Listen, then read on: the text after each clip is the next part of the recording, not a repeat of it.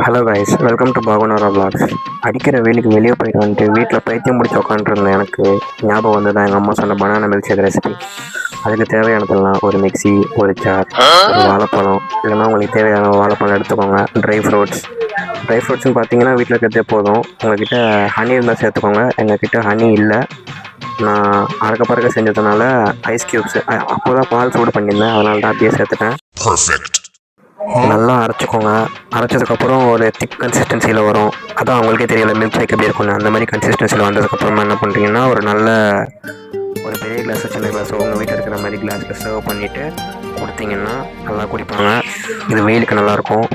எல்லாேருக்கும் குடிச்சு பாருங்கள். எங்கள் அம்மாவும் குடித்தாங்க, நல்லாயிருக்குன்னு சொன்னாங்க. என் தங்கச்சி குடித்தா நல்லாயிருக்குன்னு சொன்னான்.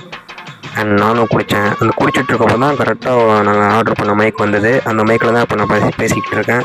இந்த மைக்கு நல்லா தான் இருக்குது. இந்த ப்ராடக்ட் வேணால் லிங்க்கில் டிஸ்கிரிப்ஷன் தரேன்.